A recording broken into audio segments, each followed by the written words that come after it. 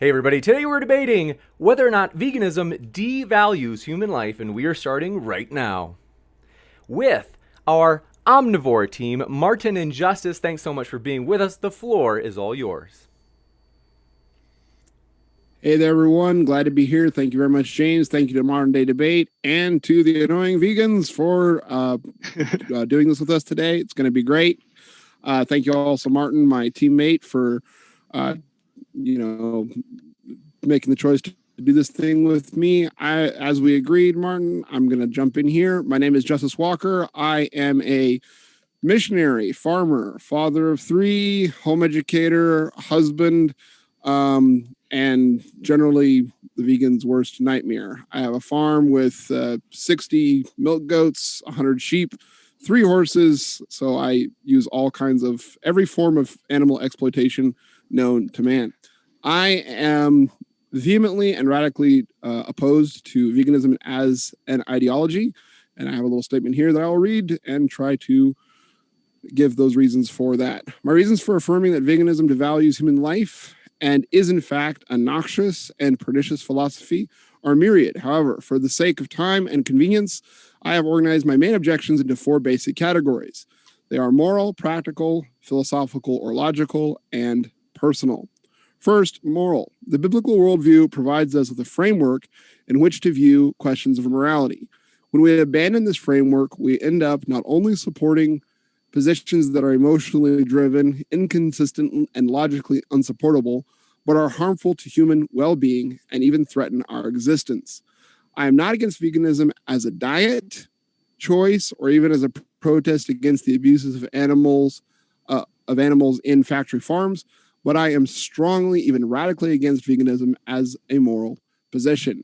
Humans are unique. Extending moral considerations which are unique to humans by including in the moral cohort non-human animals on the logical foundation that they share some specific traits with us does nothing by way of ennobling them, but does great harm to the dignity of humans. Humans are unique because we were made in the image of God.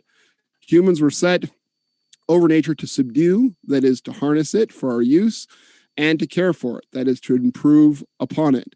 By abusing animals or driving species into extinction, by eroding topsoils or poisoning groundwater, we not only demonstrate a lack of care for the earth and her non-human inhabitants, but we also preach heresy through our actions. Professing to be the image of God, we destroy what God called good. However, on the other hand, by mislabeling the killing of animals for food murder, we also devalue human life and dignity by making humans have equal value with animals.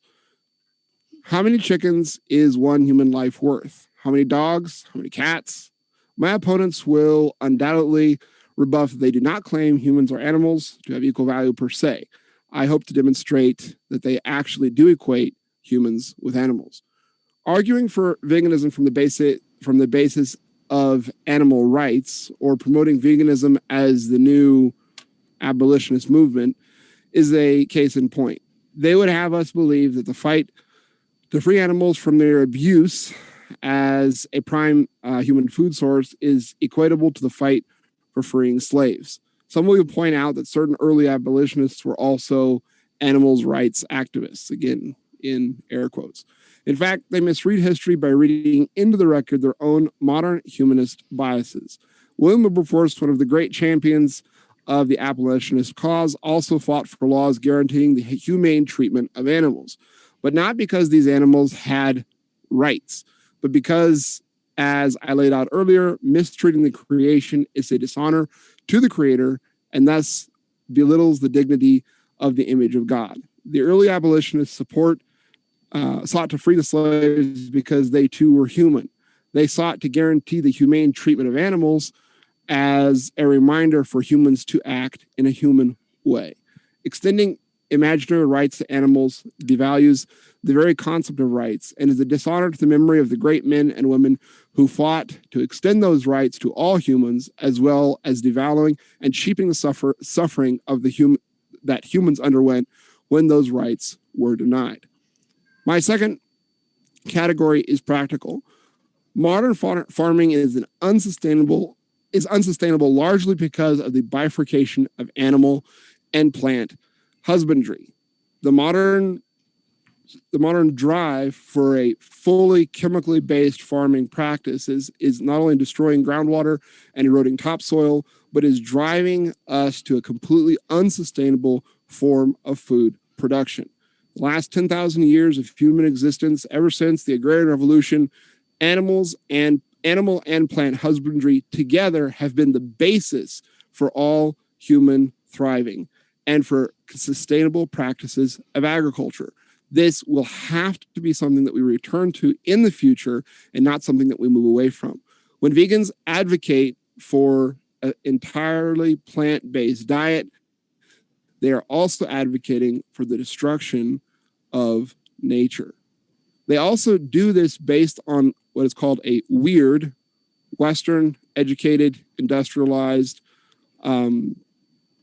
rich and democratic perspective, otherwise known as white Western European, because they, excuse me, I'm sorry, I lost my place, because they have a diet that is allowed to them due to mechanized industrialized farming practices, which are not available to most of the rest of the world.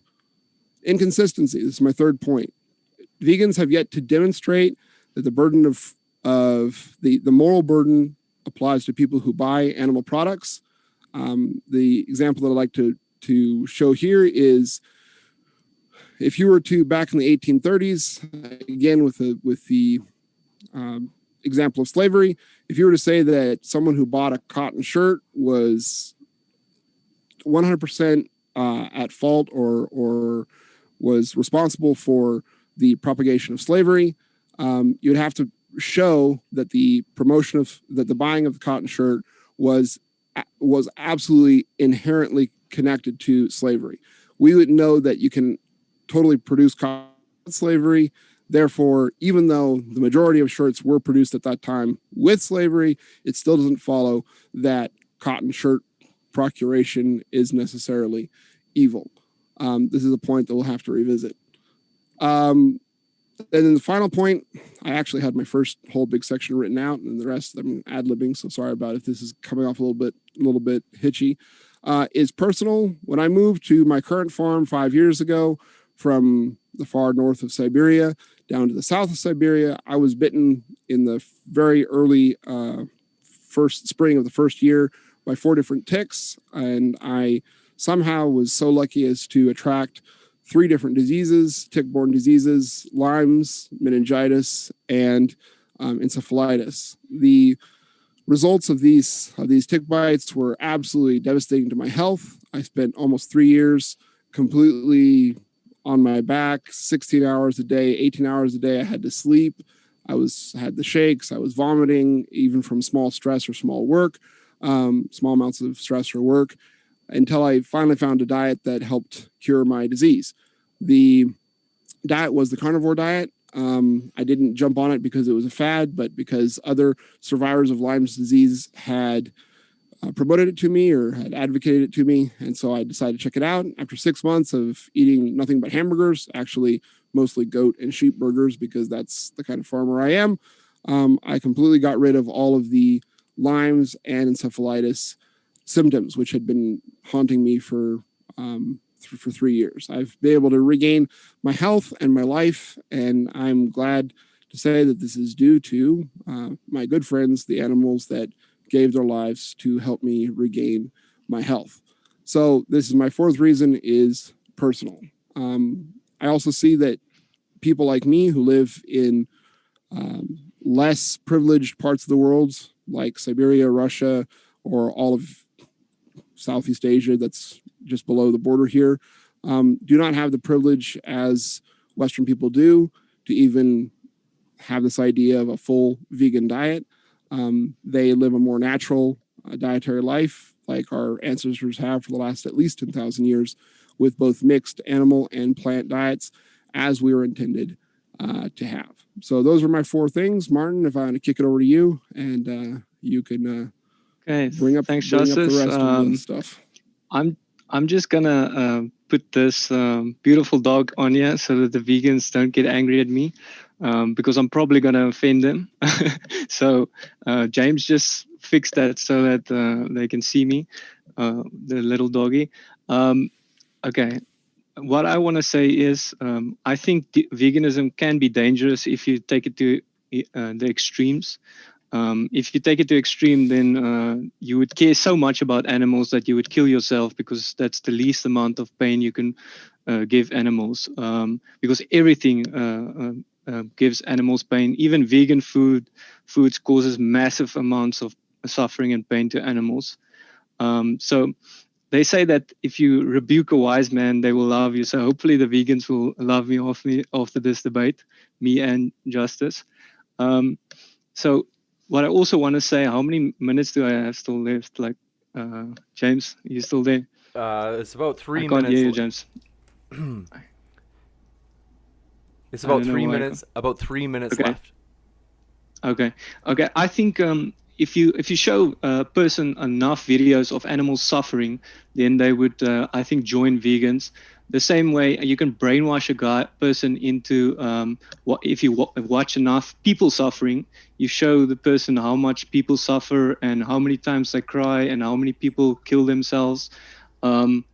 So then that person would also think it's like evil to bring a child into this world, that it's like child abuse to bring a child into this world. So I think veganism is also like to that extreme. I think luckily most vegans are not super extreme obsessed with animal suffering. Now, English is not my first language, so Afrikaans is actually my first language. So hopefully I don't say something wrong. So the other point I wanted to make, that just existing already causes animal suffering. And I don't agree that animals are worth one human being, like one animal is worth one human being. And I also don't agree that killing an animal is murder. I don't think that follows logically. I think humans are like much more valuable than animals, many times more valuable. Like I would kill many lions to protect Anna and Brian, many. So I don't think they are like worth one bug or one chicken. And thus I don't agree that veganism increases human health, or I think it decreases human value. So that's what I want to say, and I give the rest of my time to the vegans. You got it. Thank you very much from our Omnivore team. And want to let you know, folks, if it's your first time here at Modern Day Debate, we are a neutral platform hosting debates on science, religion, and politics. And we hope you feel welcome no matter what walk of life you are from. Vegan, omnivore, black, white, gay, straight, you name it, folks. We're glad you're here. And we also want to let you know, our guests are linked in the description. We really do appreciate our guests, so we want to encourage you to attack the argument, not the person. And so with that, Anna and Brian, thanks for being with us. The floor is all yours. Thank you, James. Thank you to Justus and Maarten for challenging us to this debate and having us here today to kick off the debate-ageddon. I mean, our response to the debate proposition is fairly simple. This will be pretty short. Veganism is most currently defined as simply a way of life that seeks to exclude all animal exploitation and cruelty towards animals as far as what is possible and practicable. An older definition of veganism is simply the doctrine that man should live without exploiting animals. And we were honestly surprised to be challenged to this debate with this particular debate proposition, given that veganism does not concern itself with the valuing or devaluing of humans in any way. If you just look at the word value, Merriam-Webster defines the word value in its verb form as to consider or rate highly, or to rate or scale in usefulness, importance, or general worth. So by devaluing, we assume our interlocutors to mean that would be to consider or rate humans poorly, or to consider humans unuseful, unimportant, or worth less. But simply standing up for the rights of cows, pigs, and chickens, for example, it's not inherent that one would have to devalue Homo sapiens to do that. Just as when someone stands up for the rights of women, for example, it is not entailed that one would have to devalue men.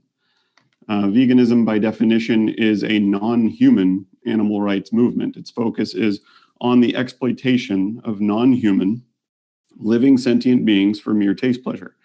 It is the belief that for all of the same reasons that we believe that our fellow human beings deserve not to be exploited, our fellow non-human earthlings also deserve not to be exploited. Right. And for those unfamiliar, veganism stands firmly against speciesism, which is simply discrimination based on species. And it's really no different than racism, sexism, homophobia, transphobia, or any other type of discrimination based on morally irrelevant factors. Just as treating someone differently because they have different amounts of melanin in their skin, it's equally wrong to treat someone differently because they have feathers instead of hair or hooves instead of feet. In all of the ways that matter ethically, like the ability to feel joy, to feel pain, the ability to suffer, sentient animals and humans are very much alike. Veganism in no way devalues human life or the human experience.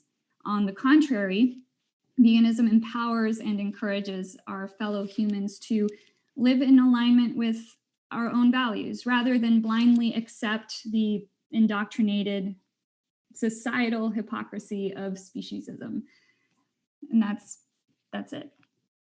You got it. Thank you very much to our vegan team. And also, folks, I want to let you know we are absolutely thrilled for this upcoming juicy debate at the bottom right of your screen. Folks, you don't want to miss this one. Lance from the Serfs and JF will be debating socialism versus capitalism this upcoming Wednesday. So be sure to hit that subscribe button so you don't miss out on that epic debate. It's going to be a blast. And so with that, we're going to jump into the open conversation. Thanks to our guests, who once again, folks, are linked in the description. And with that, the floor is all yours.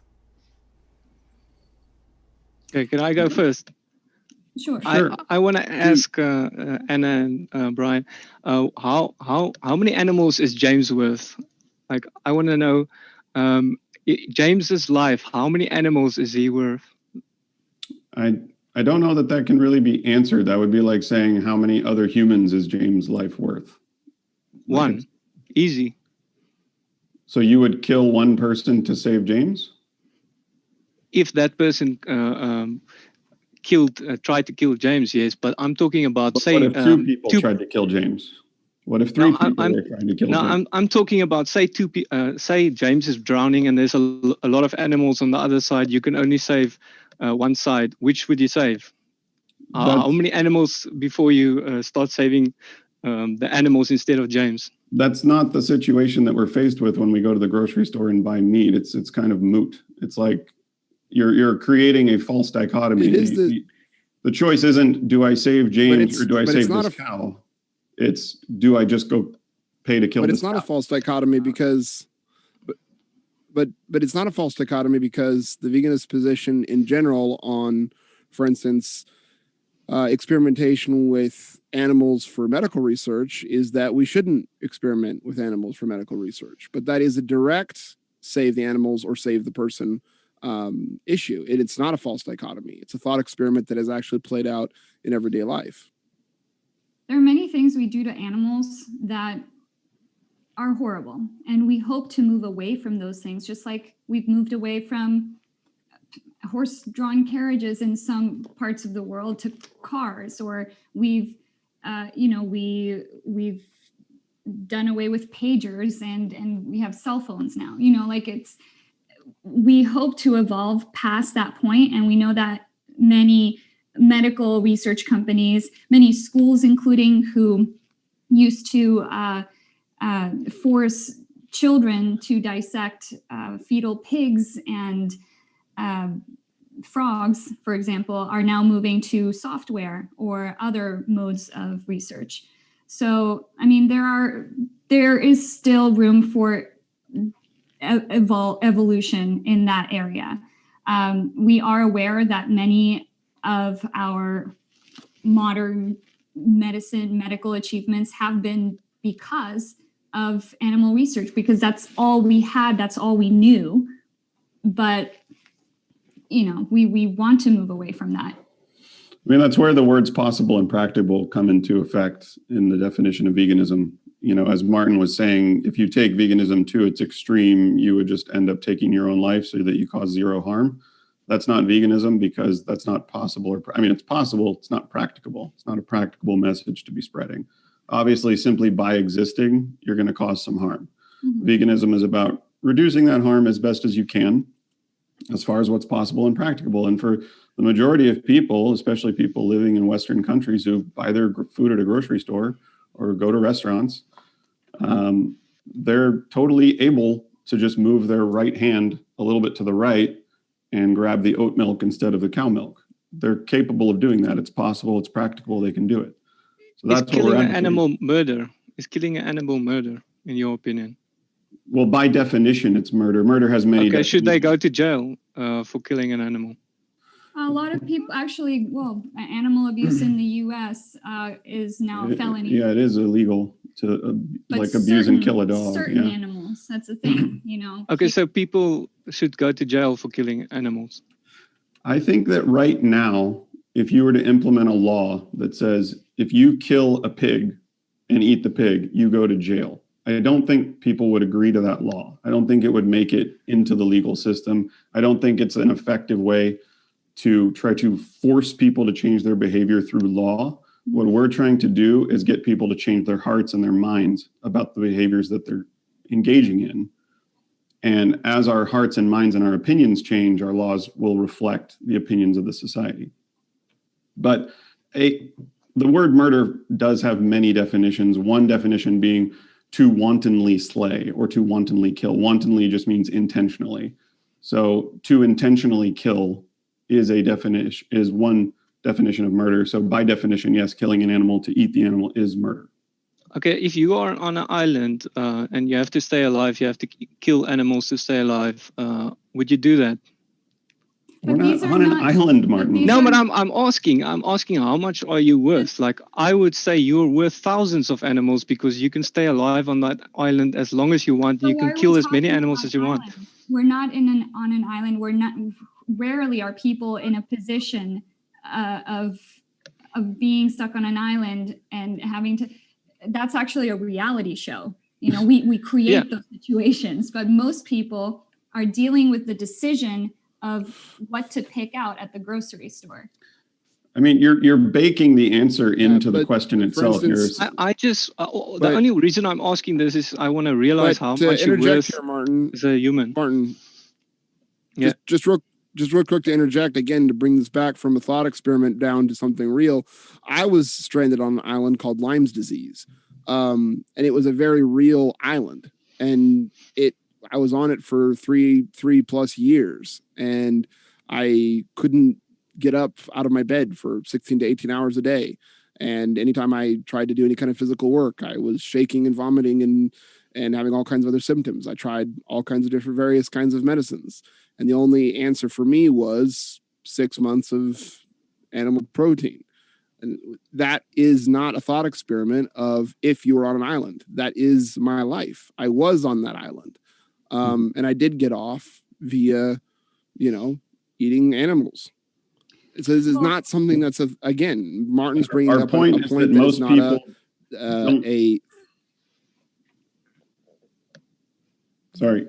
I was just saying our point is that most people don't have that situation. So you're using a fringe situation to justify the norm. The norm is everyday people go to McDonald's or they go to the grocery store or they go wherever to a restaurant and they buy animal products that were factory farmed. That's the norm. Now, if you're telling me that you tried everything, you consulted with plant-based physicians, you consulted with non-plant-based physicians, you tried various medications, you tried this and that, and the only possible way somehow was that eating nothing but red meat, like a carnivore, like a lion, that was the only possible, like in a universe where that's the only possible way to fix your health issue, then I'm sure you did everything that you could. And that's, again, possible and practicable. But we're not talking about people that were in your condition. We're talking about average shoppers. Just like, people bring up, like, what about that's not what we're talking about. So we're talking about people who have the choice, who can make that choice. And again, and again, I'm coming back to that this is not just a fringe case. According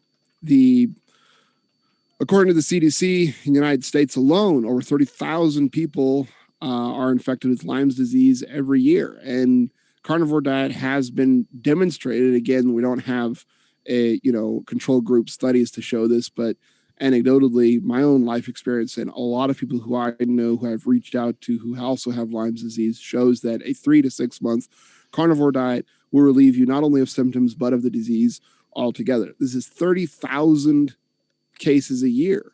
So I don't know how long you guys have been vegan, 5, 6, 7 years. It's anywhere between 150 to 210,000 people only the time that you guys, have been promoting veganism who have a disease that has been demonstrated to be cured by the use of animal products. And again, the question that I'm here is that in previous debates, I've, heard you guys advocate for a moral position on veganism. Is this just a harm reduction? We can talk about that. But as far as a moral position, we don't eat people or kill people because it's, practicable. And that's why the loose use of the term murder is devaluing to human life. We kill animals, we murder people. And that's the by kind of thing I'm talking definition, about. killing an animal demonstrating is murder. It's just the definition. By definition, let me clarify because there were in the English language, like Justice, in just the to be English sure, language. Well, I'll give you another 10 seconds to wrap up, and then we got to kick it over just to hear from Anna and Brian as well. Absolutely, Anna, and I did not mean to interrupt, but I just wanted to finish this thing about the murder.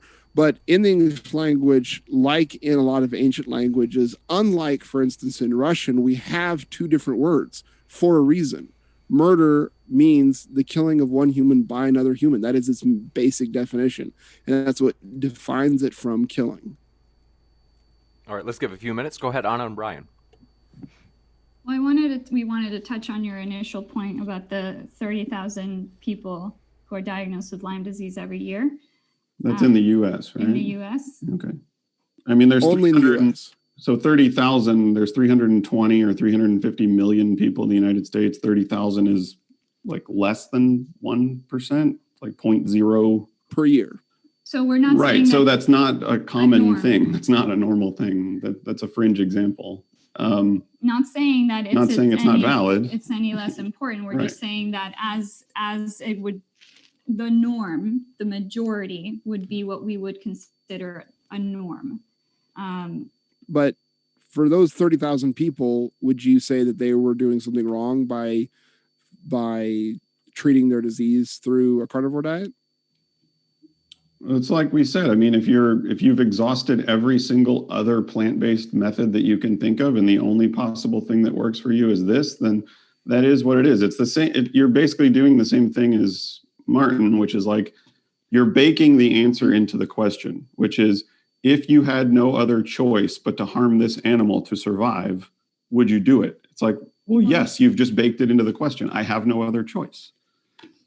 I mean, yeah, but the difference is that if you were put me into a lifeboat scenario where the only other choice I had was to sacrifice my own life or to murder another human being, I would say I'll willingly die for that other human. And that's the difference between murder and killing. And that's the difference between the leaving animals in their proper position on the value scale. And when you don't do that, it devalues human life. What's the proper position? I mean, okay, so moving on to that, because I think you did touch on the biblical aspect and the moral framework. Animals' proper position is what, to be less than, in your opinion? Animals have less value than humans. That is axiomatic in my worldview. Yes, of course. And even according to you. Because again, like what I said, with a lifeboat scenario, you are not going to give me, I mean, because you guys are decent human beings, you're not going to give me a situation in a lifeboat scenario where like, oh, it's okay to murder people. It's just as practicable. At least I hope you wouldn't. But in the scenario with animals, you're willing to do that. But you kind of talk both sides out of both sides of your mouth in that, oh no, humans are animals, we wouldn't want to harm them, we wouldn't want to cause them any harm or use them as food because that would be murder. And that's what I'm saying, is that by having that fuzziness of terms is devaluing to human life. It is not, because we simply advocate for the unnecessary killing of animals. I mean, animals against it, or against advocate against it. Yeah, didn't say against. We advocate against the unnecessary killing of animals, murder, what have you. And you're using scenarios where it's needed to justify situations where it's needless.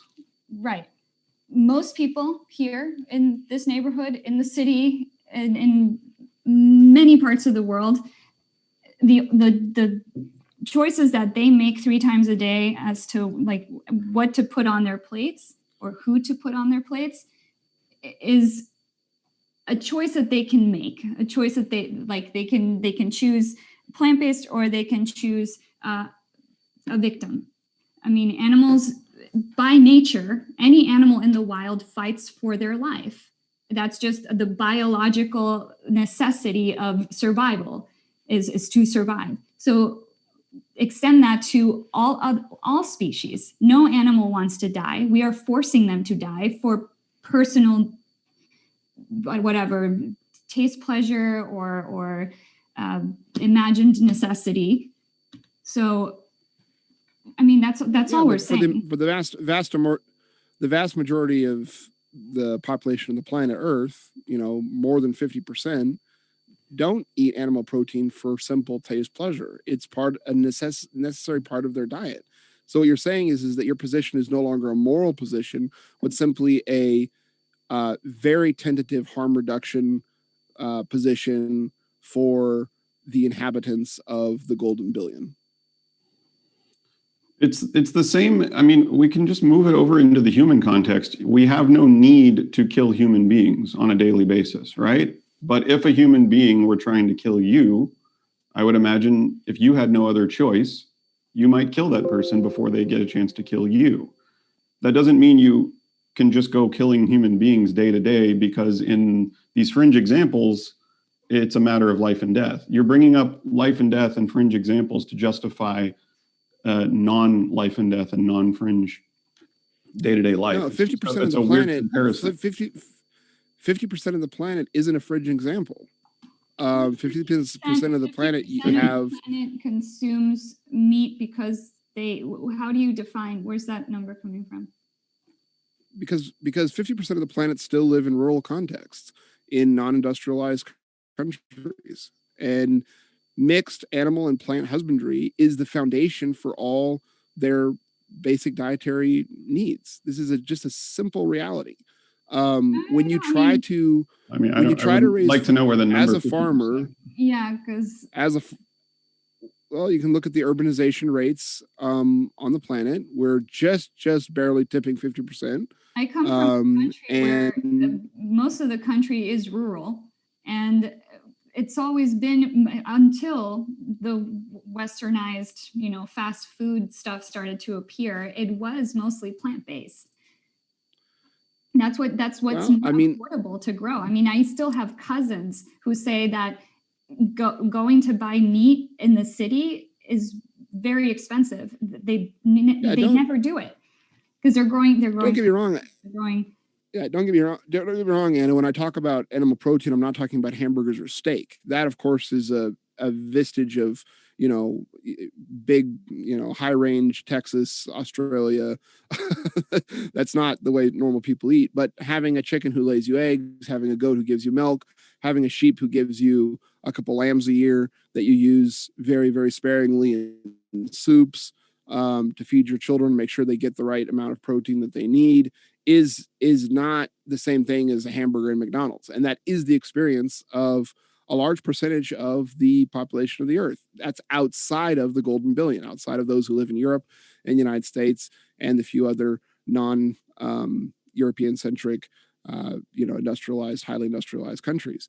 And so, for instance, the villages that surround me here in Russia, almost everyone in the village has a mixed animal and plant-based, subsistence farm that is necessary for their survival. Almost all of them have chickens, all of them have goats or sheep, cows. This is a normal part of the human condition. And it's normal because raising a 100% plant-based diet by the sweat of your brow is almost impossible. And it's not only impossible, it's impracticable for soil erosion, for depletion of groundwater, for the chemical poisoning of the earth. And this is something that Western people are going to have to fess up to if you don't want to run out of topsoil in the next 20 years. Right.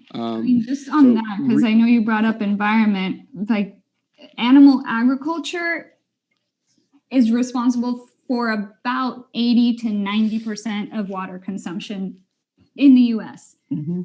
I mean, growing and then growing the feed for that livestock, it's almost 60% of water that is used for growing feed for livestock. That could be used for humans. Speaking of devaluing humans, we could be using that land to feed humans, not to feed animals, to then feed humans, because that's, the environmental impact that is having. They tell us here in California, when every single year when we have a drought, take shorter showers, don't water your gardens. All while along the I-5, you have miles and miles and miles of factory farms where these cows are consuming gallons, hundreds of thousands of gallons every single year of water. Yeah, I am in no way in any case or in any shape here to defend the practices of factory farming as practiced in the West. Like, that is absolutely, you're not finding a friend of them in me. The problem is that's what we need. That's what people, the demand for animal products is such that there is no other way to fulfill that demand if not through factory farming. The demand is what it's actually not true. The switch from the mixed animal and plant-based production of the human diet in the United States, in particular, specifically the United States, that happened in the 1960s due to the McGovern lobby and the change from small farms to the get bigger, get out syndrome that happened in the 1960s. The big switch happened largely due to government subsidies. It had nothing to do with the demand. There was no great demand for the local milkman to go out of business. But when we started subsidizing massive corn production, it drove down the price of corn, which made containment and factory farming, the big what are they called, the feedlots, possible. And it wasn't the demand for hamburgers. It was the subsidization of corn specifically that makes that possible. So this is again, you're putting the onus on the consumer when the onus is not on should not be on the consumer. You're confusing cause with effect here when it goes from that. And again, I'm not here to defend factory farming. The bifurcation or the splitting of animal husbandry and plant husbandry in the modern Western food production system is an abomination. Like, it is a huge problem. But what I'm saying is that the position the vegans say is, oh, look at the sins of factory farming, and they're myriad, lots of sins. And so we should just get rid of animal food altogether. That doesn't follow, because to stop soil erosion, to use less water, we need to bring those systems back together, because they are symbiotic and they always have been. I mean, you're advocating for more farmers to farm smaller farms rather than the factory farms. The problem with that is, as you were saying earlier, like, some people don't want to be farmers for a living. Like, people want to go to the grocery store and just buy their meat and cheese for cheap. And when you were talking about subsidies, I thought you were going to talk about the government, the billions spent on meat and dairy subsidies, which also artificially lowers the price of meat and dairy, which then creates this idea that meat and dairy are cheap. And as Anna said, the demand is absolutely that's the only way to fulfill that demand. And as a One And sec, as a just to be dairy sure that- farmer, just- I Brian, totally agree just with to be you. sure that, Get rid of listen, the dairy subsidies. Justice, stop for a second. Just to be sure that, Brian, maybe there's a lag on your side. That is, so pardon my being so candid. Were you done with your point, Brian? Just wanted to be sure just before we. No, thanks, James. We're pretty much done with the point. The point was just that demand for these products is what drives their production. And so 99% of all animal foods in the United States are factory farmed. And when you tell the average consumer, when you go to the grocery store and you buy a gallon of milk, guaranteed, there was a baby cow that died and a mother cow that died, just so you could have this milk that was intended for the baby cow. Would you maybe consider changing your buying habits? If people can't understand that their demand is what causes that to happen, I mean, that's what I don't understand about your argument. You're saying that the consumers have no responsibility for buying a product even when they know where the product comes from. I think there is responsibility on the consumer side. Go ahead, Justice. Thanks for your patience. Yeah, James, and I was just I'm getting a little bit heated here. I was just interjecting with vegans that I I agree with them. Like, kill the subsidies for milk. Sure, absolutely. Kill the subsidies for beef. Like, food should be more expensive across the board. Like, that is an absolute thing. We'd all be healthier and better served if food is more expensive, without question. Like, but as far as the consumers go and everything, it's again, you artificially decrease the price of food and then you blame the consumer for consuming things that are artificially cheaper. Like, that doesn't follow. Again, the people bear responsibility who artificially lower the cost of food. Also, another thing is, again, going back to the little example that I tried to put in about the cotton shirt, like, cotton shirts are not immoral just because they're cotton shirts. Yes, if you were in 1830, the big chance that your cotton shirt was made using slave labor was pretty high, but it doesn't mean that cotton shirts in any case in all the world are immoral. Like, it just means that we should get rid of slavery, not we should get rid of cotton shirts. And the same thing here is we should get rid of factory farming. We should get rid of the amazing abuses that happen in the factory farming context. We should get back to more mixed animal plant husbandry style farms that are modern and know they would not require everyone to be a farmer. That's not the requirement there. I think your example is a little. But again, sorry, I wanted to jump in there and say I think that example is not a great comparison because a cotton shirt is an inanimate object made out of a non-sentient plant. So the product is a plant-based product. The way that it was produced in the 1800s was via slave labor. We fast forward to today, a hamburger is made from a victim, a living sentient being who was killed in order to make this product. And yes, this victim was also probably abused and tortured and mistreated throughout his very short life, and then murdered at the age of 1 or 2 for a hamburger that someone doesn't need. They just like the taste of it. So you're comparing a non-sentient plant-based product to a sentient animal product. It's not a great comparison. The reason why I bring up that comparison is because I'm trying to demonstrate the difference between a practical consideration of trying to advance kind of humane treatment of slaves or humane treatment of animals, and the position that I think you're taking, which is a moral position. And again, like you've already demonstrated in this conversation, you don't necessarily believe that eating animals is immoral. We do when it's needless. Then yes, again, so. But as like I said, we're still living on a planet where around 50% of the population of the planet, not of the West, not of your weird context, Western educated, industrialized, and democratic, that the rich and democratic, not that context. The context of the majority of the world are still the large majority of the world is not a context where that's an option. A large portion of people who live in third world countries eat plant-based by necessity because animal products are so expensive. But plant-based diets are pretty abundant in many countries. They're outside of strict Buddhists, they're almost non-existent in non-Western countries. you'll be hard pressed to find a native diet that is strictly plant-based. Hard pressed. Why couldn't you have a diet that's plant-based if you lived in a rural area? Why can't you eat vegetables and fruit and grains and legumes and all these other foods, nuts and seeds? Like, why do you have to choose the animal product? Because outside of a highly industrialized, why does it need to be industrialized? System, how hard? I mean, because it doesn't need to be a processed vegan product. It's just how hard is raising, the necessary 2,500 calories per day necessary for, a human to live, multiplied by 365. It's a lot of work. Like, I've done it. Like, we raise all of our food, like 90% of our food we raise on the farm.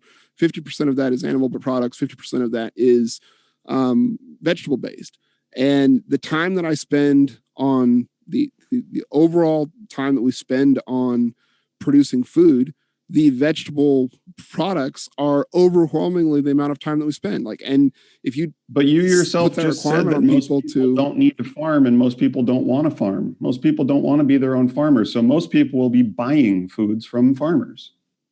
They won't be farming it themselves. It won't be like this huge undertaking for them. They're just going to be buying potatoes and rice and beans. Right.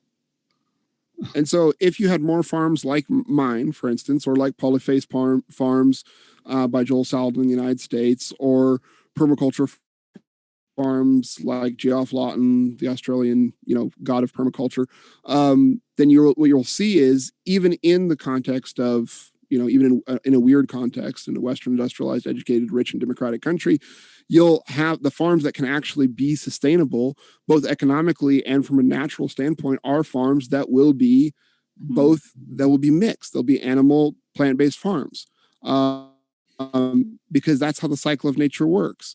And it allows for you to spend less time, produce more calories, but also to maintain a balance. And this is another thing. This is the impracticability of veganism. If you want to go 100% vegan, you have to go. If you want to go 100% vegan, you have to go for chemical-based farming, which is destructive. That's not because the case. But you're talking about impractical. When here you are, proposing an idea. Like, how do we even? That's what that documentary "Eating Animals" proposed too. Is that we return to the old ways of farming, which is how. How would we even do that with the population that we have now? Well, that's not very practical. That's keeping in mind most people don't want to be small scale farmers. Yeah, they just want to go buy cheap meat and cheese. It's very practical. Like, for instance, me and the 4 families that live on my farm, we produce enough food for our little collective to work, and we also produce enough food for another 40 families. So yeah, you wouldn't have the percentage of farmers to non-farmers that we have today, but it's not like every other person has to be a farmer. One out of 40 people would have to be a farmer. How would you advocate? And the way you get there is simply by reducing subsidies. You reduce corn subsidies to begin with, and then you reduce say what? How do we reduce subsidies? How do we reduce subsidies? We try to educate people, not on a fanciful idea that veganism is going to change the world, but an idea that we stop pumping money into the depletion of the aquifer in Kansas and the erosion of topsoil in Wyoming and Nebraska, and start paying for what we actually eat. The thing is, just based on the activism that we tend to do, it is very difficult to convince people to do something that is so out of their realm of concreteness, which is why veganism is so empowering, because we are literally telling people you can make a difference simply by what you eat. But if we tell people about the water, the erosion in this state, like there's no direct connect. Most people don't have that interest, that ability to connect with something that is so distant from their immediate realm, their immediate reality in life. And as Anna's saying, the power is in the hands of the consumer. So if you tell someone, hey, we got to get rid of these government subsidies, I don't know what people think they can do about that. But if you tell someone, hey, next time you go to buy some creamer for your coffee, try the oat creamer instead. It tastes the same. That's something someone can do. So eventually the government's not going to, like, subsidies are not going to make sense anymore. Why would you farmers are going to start wasting, product.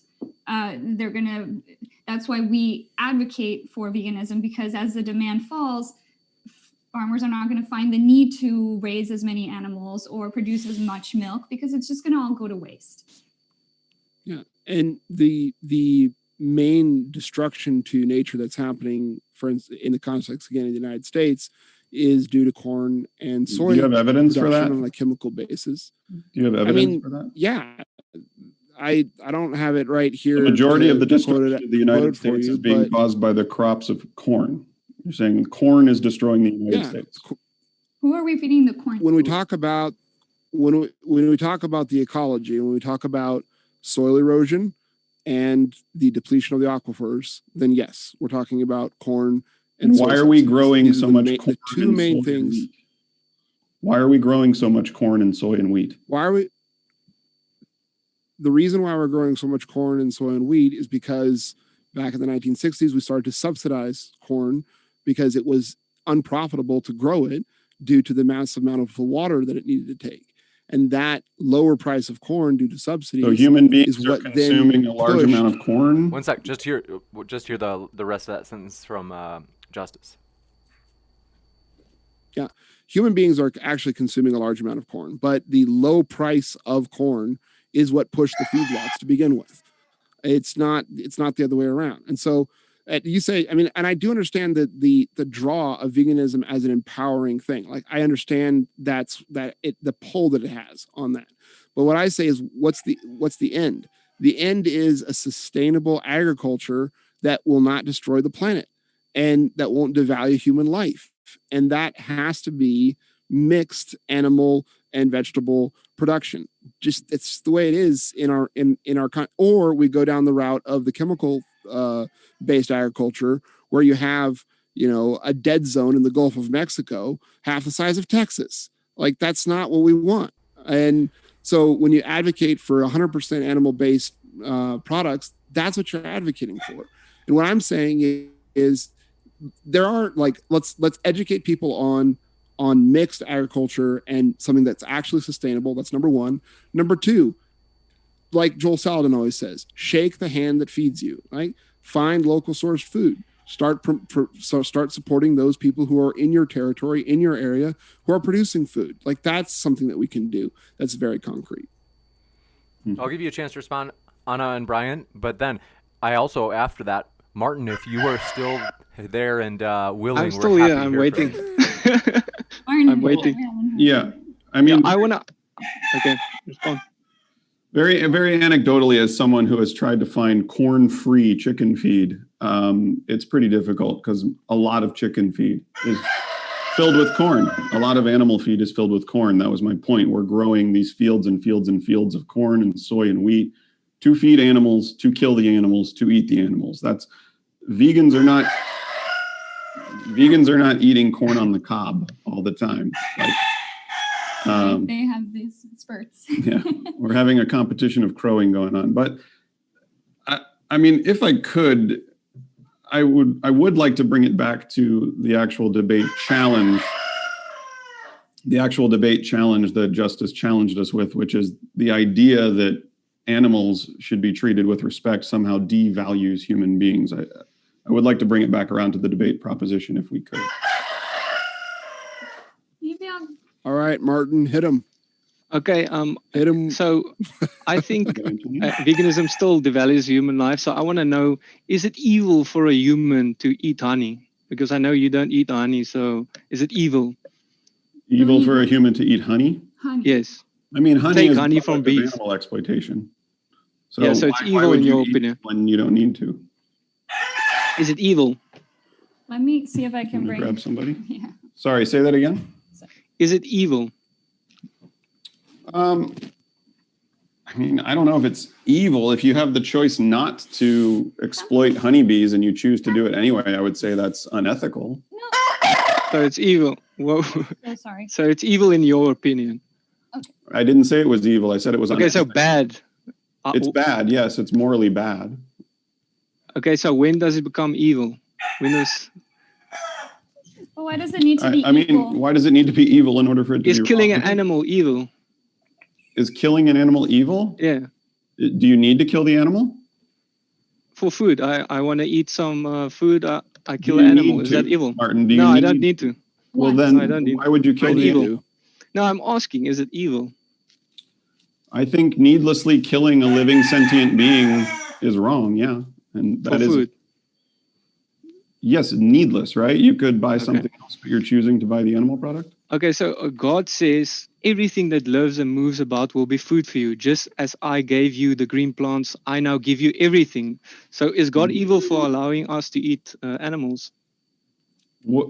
So you're saying you eat animals because God told you to eat animals? God gives us the right to eat animals and it's not evil. So I'm asking, is God evil for allowing humans to eat animals? He And said- what's your evidence for God? I mean, but everyone gets There's that. lots of evidence for it, massive amounts of But evidence. Can you everyone gets- provide us with? Hold on. Everyone gets that quote wrong, first of all. And I grew up Catholic, so I know. Genesis 1:29. I give you every seed-bearing plant that is upon all the earth, and every tree that has seed-bearing fruit, they shall be yours for food. Yeah, and if you Where just is read the on, then it After says, the fall of man, Go ahead, Yeah. go ahead and finish on. I'll give you a chance to, and then we'll come back to Martin. okay, go. Yeah, I mean, I just think in order to claim that you're performing an act and it's morally correct because God allows you to do that, then you would need to prove God's existence. Yeah, that can be a debate as well. But I that's- first want to say, let's then assume God is you're- there. Is Well, God no, we're evil? not going to assume God exists and tells us we can eat animals. You're providing an argument with no evidence, so we can dismiss your argument without evidence. Okay, Jesus existed. He ate animals. Is he evil for eating animals? I don't know that Jesus ever ate animals. All I have is a book that was written by not Jesus and not God to go off of. Yeah, I it's don't know what documented Jesus that he did in ate his everyday life. animals. He ate I don't know animals. So for I a don't. fact what Jesus did in his everyday life. I haven't talked to the man. I didn't know him personally. There was a book written about him by other people. So we have Okay, their so- word to go off of. So say Jesus existed and he ate You're- animals. dude, Is he? You're providing arguments with no evidence, and thus they will be dismissed without evidence. Okay, let's turn it back. How much is a human's taste buds worth? How much is it worth? How much is a human Human's what? taste buds. A human's taste buds. Say vegan food tastes like poop. but it doesn't. How- But it doesn't. Yeah, but say I'm trying to figure out how much you put the value on humans. Like if you view humans' taste buds as nothing compared, then you would say yes, it's a moral obligation to eat poop and not kill an animal.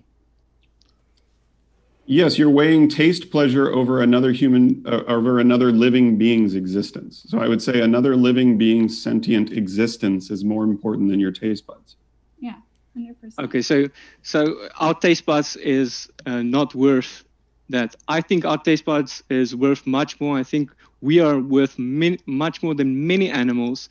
I think we are made in the image of God, and I think vegans makes the image of God into a chicken, equal to a chicken or What something. does that mean? Because what's- God made animals Yeah, and can God create. I mean, like if you're talking about God again, we don't have proof or evidence, but say I can give you lots of evidence for God. Well, you haven't yet, but honest point is This- that God created humans and animals, and you're saying that God created humans in his image. What is the image Yeah. of God? What is the image of God? We are able to create just like him. We are able to program animals just like him. We can take away their pain. We're if able we to want. create just like him. That's a You pretty- can, No, we It's actually very presumptuous to think that we can have power over animals like God. Like what? I mean, that. Oh, what's the word I'm he looking- can take our life without being murder, just like we can take an animal's life without it being murder. There's no murder in that. Forcefully What? killing Yes. an animal is murder. I mean, An animal I does don't not agree want with to that. die. it doesn't You can matter program if you them agree with to- it, Martin, because it's a definition of a word. So you can disagree with definitions, and we know that people colloquially use murder to mean human beings, but by definition, it does include animals, whether you like that or whether you accept it or believe it or not. It's just a fact. And I mean, you're saying that God created human beings. You have no evidence for God. You said Jesus I have ate lots meat. of You have no evidence for evidence God. that Jesus I ate said meat. I have lots of evidence This for is God. okay. So What's your evidence what for we God? have to do? Martin? What we have to do is we have to turn it back into the veganism debate because Martin, to be fair, you had mentioned that you have evidence, but then it's like we haven't really talked about it, and if we're not going to do it, Yeah, in but then that it's going to time- turn into a different debate. Yeah. But you're Right. bringing up an So- argument about the devaluing of human life using a being that we don't know exists or not. That's not great evidence for the debate proposition itself. So how does veganism devalue human life, in your opinion? I think it makes a human worth a chicken. It Why? devalues a human to a Vegans don't chicken believe that. because We don't. so how much more valuable is a human than a chicken? I don't. But again, we don't have to make that decision on an like. Which chicken and which human? That's such a vague. That's That such chicken a vague next to you. statement. Like, are we talking about Adolf Hitler versus our chicken Antonio? Or are you talking about like two random beings? One is a chicken, one is a human. When in life are we ever going to have to make this choice? Either kill this human or kill this chicken. That's not a choice we have to make in everyday life. No. Yeah, but I'm using thought processes to figure out how much you You're value using human a life. fallacious process and creating false dichotomies that don't exist in consumers' everyday life. Let's But hear. We'll give you a just few real minutes. quick to interject Martin. here. Martin, we'll give you a few minutes to What? try to make your case. Like, maybe give us something like almost like a syllogism, like a kind of a more the broad structure of the argument that you have. We'll give you just a couple of minutes to spell that out. Justus can go first, and then I'll go again. I've talked too Yeah. much now. Just again, No, you- You have, no, you just haven't. again interject.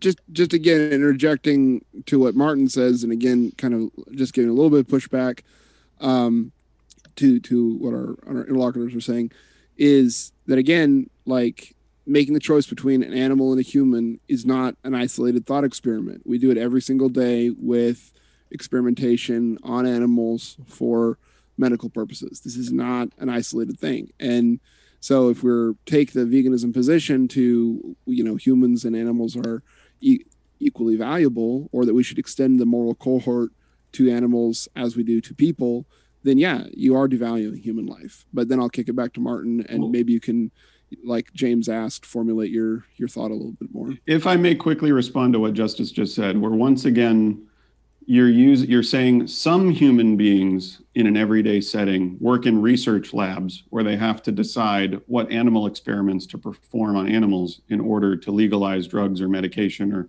do animal testing, that sort of thing.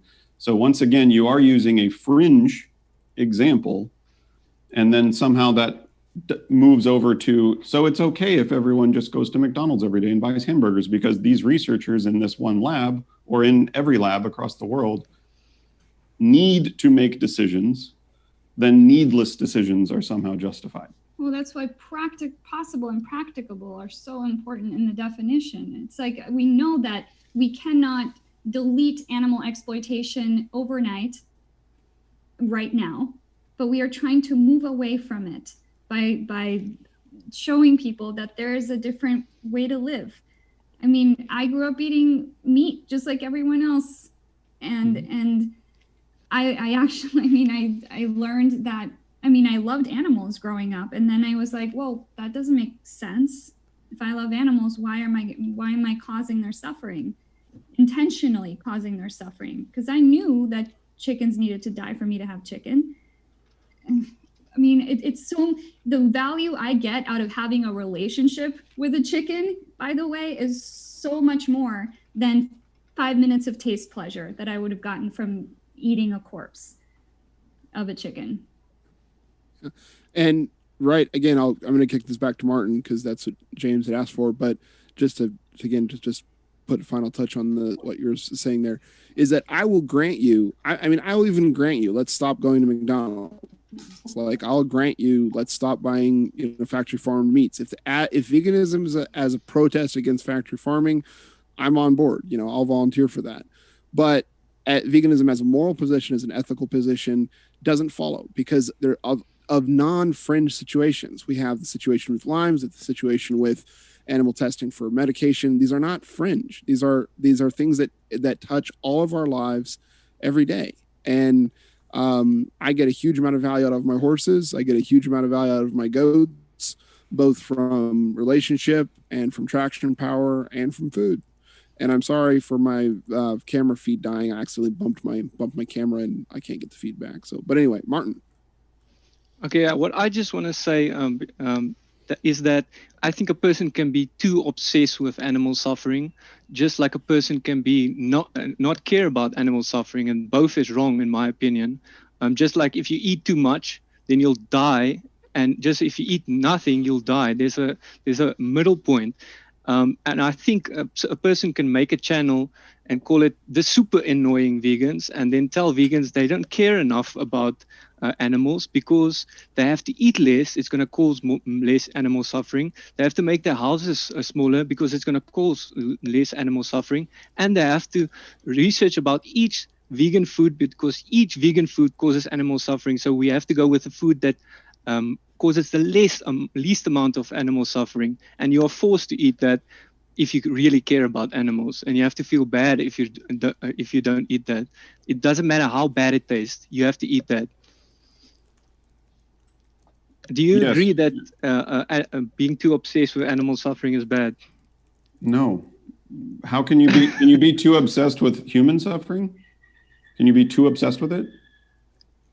If you are too obsessed with animal suffering, then you will just do you think it's kill possible yourself. to be too obsessed with the suffering of humans? Yes. You do? Yes. I told you at the beginning, you can brainwash a person into caring so much about human suffering that they think it's child abuse to bring a human into the world because they don't want the child to suffer or a person to suffer. They almost guaranteed to suffer. So you'd be okay with someone knowingly buying products, of like buying human products instead of animal products, knowing that humans suffered to produce those products, because we just can't care that much about human suffering. No, that's not what I said. I said that's what people are doing in the animal context. So you have to put it in the same context. People are buying the products of animal suffering. They're buying the corpses of animals. Murder victims that have been chopped up and served in grocery stores. That's what people are buying. If they were doing that in the human context, you would be appalled. You wouldn't be saying, hey, guys, we can't be concerned with human suffering all the time. Like a little bit of human suffering. I'm just saying extremes are bad. You can be so obsessed with veganism suffering. Veganism is not extreme. Veganism is simply some vegans are extreme. With the same, just to hear the rest. Just to hear the rest from Maarten. Go ahead, Maarten. Some vegans are super extreme. They want to kill humans that kill other animals. They want to call humans that murderers that kill other animals. They get angry and put hate on people for killing animals. That's crazy talk, in my opinion. I think it's okay to feel angry. It's okay to feel angry and frustrated, and it feels hopeless sometimes, because what I see today in the world that I live in is people putting themselves on this pedestal where we think we can just insert ourselves, put our hands in everything that has to do with this planet and its beautiful nature, and we're destroying it. Like, if we continue doing what we're doing right now, this planet the planet's not going to die. We are going to die. But, I just see people not caring enough is the problem. Mm-hmm. I wish people cared more. I wish people could live in harmony with the animals on this planet. And I consider them my brothers and sisters. Why do I not owe them respect? It's easy to respect an animal while still respecting, because people say that a lot. Oh, you can't care about multiple. If you care about animals, why don't you care about this or that? Yeah. Why aren't you fighting for children in Syria? Sorry. It is possible to care for multiple issues at once. There's room in my heart for all. So is your argument that because some vegans care too much about animals that devalues human life? Like, is that the reason why veganism devalues human life? That's one of the reasons.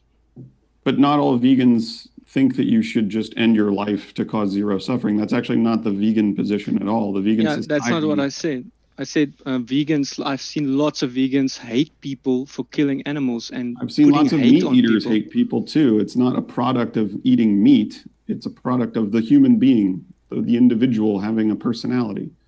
The veganism itself is simply the doctrine that man should live without exploiting animals. That's it. We want to treat cows, pigs, chickens, goats, sheep the same as we treat cats and dogs. That's what we want to do.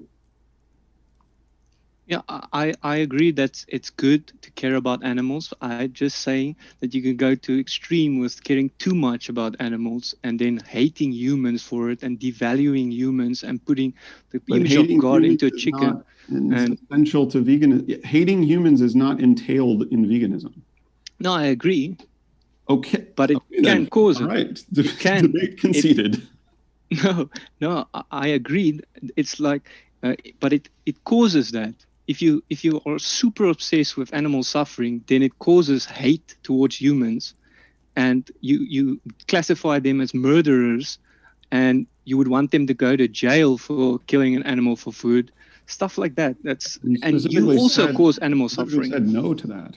Yeah. I mean, you're talking to two vegans who don't hate humans. So, I mean, it's anecdotal, clearly, but we're going by the definition of veganism. Veganism does not entail hating humans. You can love animals and you can love humans simultaneously. One does not devalue the other. No, and not forgetting that most vegans were meat eaters. It's very rare that someone grew up vegan these days. I mean, we were there too, and we just changed our minds. And now we're trying to inform people, hey, listen, there's this different way of living. If you hadn't thought about it before, if you love animals, if you care about animals, it is possible to live. You know, we're what, 6 years in? We're not ghosts, we're alive. I think at one point you said vegans are only die. I don't know what it was, but I was like, we're here, we're doing well, and it is possible. There are, I mean, we don't touch on the medical stuff because that's not our field. We refer to the health-based stuff. Yeah, that's not our field. We refer to the professionals for that.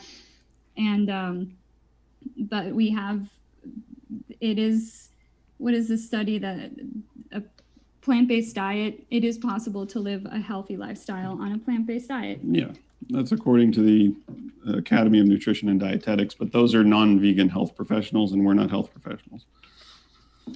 Yeah, and what another point is, veganism food still causes massive amounts of suffering. So if you want to reduce suffering, eat less, okay? And so you can go crazy like that and eat less. Veganism is about not exploiting living beings. So we know crop deaths occur. We know the majority of crop deaths occur in animal products. So the way to get rid of the majority of crop deaths is to not eat animal products. So we're doing what we can, but it's not, veganism is not a mentality that seeks to reduce harm, because like you said, if it were, everyone would just not exist, because that would reduce the most amount of harm. Veganism is against animal exploitation. That's what we're against. Justus? Yeah, and again, like I was saying, veganism devalues human life because it extends moral rights that by their very nature are exclusive to humans, and humans being unique. Like which rights? And veganism, just 1 second, is even if you were to extend those rights, veganism as a goal is self-contradictory, because you want to do the planet a good you like save the planet, ecology and all that, but by dividing animal husbandry from plant agriculture or plant husbandry, you actually make this whole food system unsustainable. So even as an end goal, it's devalues human life. Justus, do you think it is, do you disagree? Okay, so I would imagine that the animals you keep, you treat them well. Right. We try to make every day of their life the best day until the last day. Right. So why is it that we draw the line at people seem to consider animal welfare, people take animal welfare seriously, even people who consume meat. Animal welfare is important to them up until the day of killing them against their will. I mean, you talked about rights. Do you think animals should be allowed their basic right to life, the right to live a life free of suffering? Isn't that everyone's how we treat right? Again, like with the example that I was showing from William Wilberforce and his drive for the humane treatment of animals at the same time as he was working for the abolition of slavery, the old or appropriate contextualized understanding of the humane treatment of animals has human interests in the center. So I treat my animals well because it reflects well on who I am as a person. And it has less to do with them as it has to do with the person. We want to you don't treat your animals well for them. We don't treat the animals well for them. No, because we eat them eventually. So it's not a consideration. It's not a consideration for them. It's a consideration for me. I don't want to torture animals because that damages my soul. Animals willy-nilly, and you wouldn't see a moral issue just like beating the crap out of your animals on a daily basis. No, it's the same reason why I wouldn't beat the crap out of my car or beat the crap out of my house, because it reflects poorly on my soul. It does damage to me as an individual. But does your car's not alive. Well, you're right. And I agree. My car's not alive, but anger and rage and those kinds of emotions that I express damage my soul just as much as if I kick the dog. And so you work for the humane treatment of animals because it reflects either properly or poorly on your soul. Just like it says in Proverbs, the righteous man takes care of his animals. That just seems wildly. Then forget all that when it comes time to kill them against their will. Yeah, that just seems wildly egotistical. Like you don't harm others because you don't want to look bad. I don't beat Brian because it reflects poorly on me, not because it hurts Brian. Right. The reason I don't punch other humans is because they wouldn't like it. It's not about me. The relationship between humans and humans. The relationship between humans and humans is always human-centric. The relationship between humans and animals also, to not devolve into a quagmire of irreconcilable logical fallacies, also has to be human-centric. Why? And that's why. Why? Because why can't we care about animals for animals' sake? Because of the things that you guys already admitted, that, for instance, someone who has Lyme disease who can't get it cured another way is not condemned for eating animals for 6 months, or the people who use you condemn someone for testing someone in self-defense. I don't kill for killing someone in self-defense. No, so that's the fringe example. But I would condemn someone who, for instance, needed a kidney transplant and went and killed someone for a kidney transplant. I would condemn him for that. So it's a false equivalency when you try to bring that into self-defense into the question. The question would be, if I was sick, do I kill animals to help myself get better? If I'm sick, can I kill people to help me get better? And the answer in the one is yes, and the answer in the second is no. And our question to you is, why is it okay to kill the animals and not the humans? Because animals do not have the same value as humans. According to who? Humans are more valuable, according to my worldview, according to the Bible, according to the Judeo-Christian. Well, the Bible is irrelevant. The Bible is just a book written back by someone. The Bible is irrelevant. We're asking. And that's part of what I wish to demonstrate today, is that when we abandon the moral framework that we have in the Bible, then we get into these strange humanistic but actually non-human centered philosophies like veganism, like communism, like fascism. Be vegan? Can't you be both? You can be vegan and Christian as a form of protest against animal As a form of protest? farming, What do you mean? or for dietary reasons, but not for moral reasons. No. You can't just choose to respect God's creation as a Christian. You can't just choose to treat his creation with respect as a Christian. You can't be vegan and Christian. Being a vegan is a burden. If you were to okay, sorry, go for it, Martin. Okay, jump in. Okay, what I want to say is being a vegan is a burden. God has put no such moral obligation on people. They have absolute freedom to eat whatever they want, any animal that they want. No such burden is put on them by God. But you can choose to be vegan and Christian, right? You can choose to do that? Sure, and the Bible says that if a person is vegan, then his faith is weak.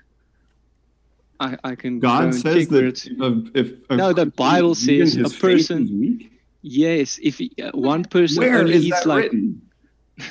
Vegans have weak faith. That's in the Bible. Oh, your faith is weak, so obviously that's why you're vegan. No, I'm joking. No, Martin, we're asking for the biblical quote that says anything about veganism. I was unaware that the Bible said anything about veganism. It says thou shalt not kill, but yeah. Okay, here it says Romans 14. Footnote or an asterisk. So in a sense, we are following God's. Yeah, the thou shalt not kill rule is a pretty big one. Romans 14, verse 2. One person's faith allows them to eat anything, but another whose faith is weak eats only vegetables. Vegans don't eat only vegetables. Yeah, well, I'm just giving an example here. Well, you're giving I'm just giving an example. That's a poor example. The vegans eat many more foods than vegetables. Yeah, I'm confused. Perhaps I made a mistake there. Sorry, but the word in Romans that's used as vegetables is actually better translated as food that is grown. So grown food, but like food that's plant-based, not animal-based. So that Martin is actually bringing up a good verse. And so God has put no such commandment on people, and I think if someone commands people to not enjoy the gifts that God gave them, which is animals' foods, I think it can turn into a doctrine of demons, in my opinion, because it's not a command from God at all. Sorry, what's that? No, I'm just go ahead. I still don't understand. I haven't been presented with great arguments or evidence as to why simply treating a non-human with respect means that you're devaluing a human. I don't know why you can't do both. Mm-hmm. You can value both.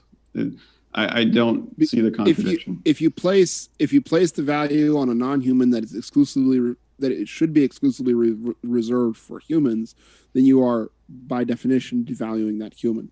But it's like saying placing human value on non-humans. We're just treating them. It's like saying to Henry Ford about his Model T that no, I'm not going to drive in this car because that would be exploitative to the car. I'm just going to pet it and wash it every day and wax it.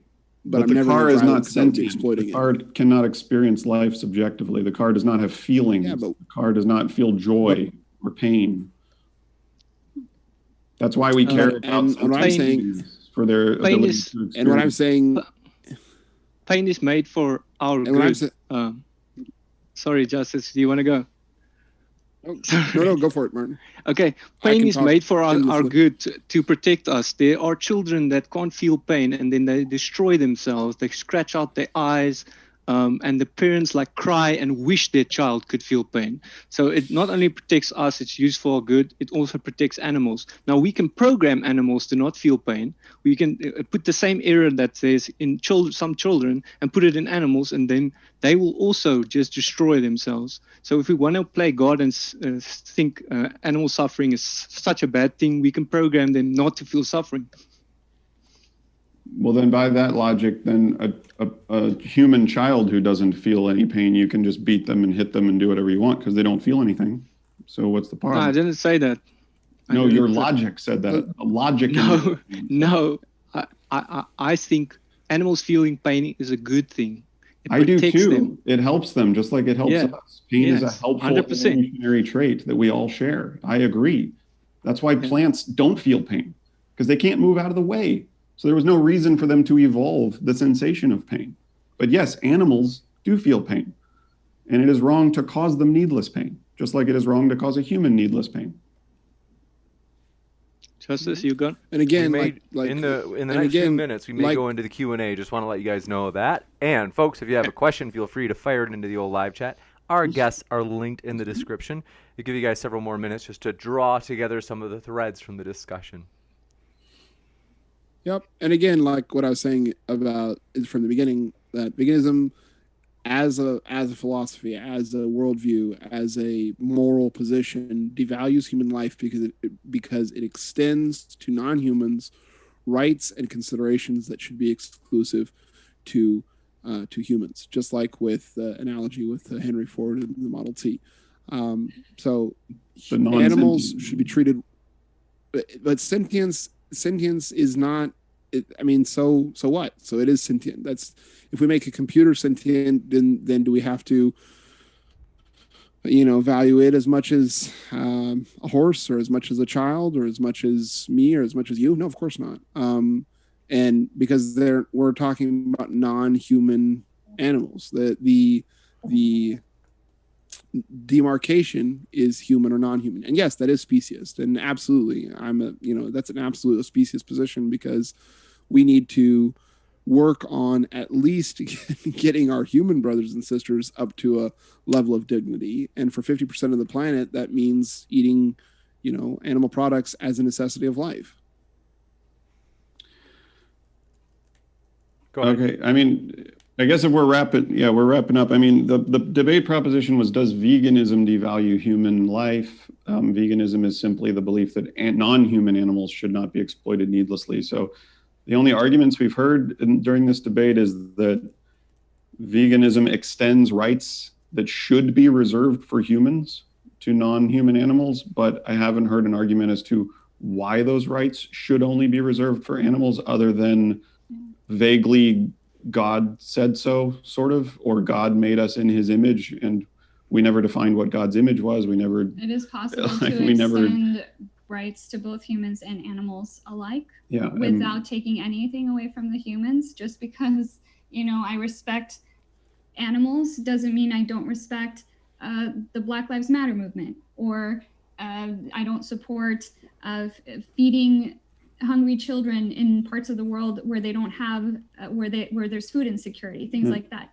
It's possible to care about multiple issues at once, and not one takes anything away from the other. In fact, if anything, it informs the other. It encourages compassion and empathy and understanding, things that we really need right now. You got it. We are going to jump into the Q&A, folks. We want to say thank you so much for your questions. Thanks for hanging out with us. And if you haven't heard, if you've been living in a cave on Mars with your fingers in your ears, today is our 12-hour debate stream. No joke.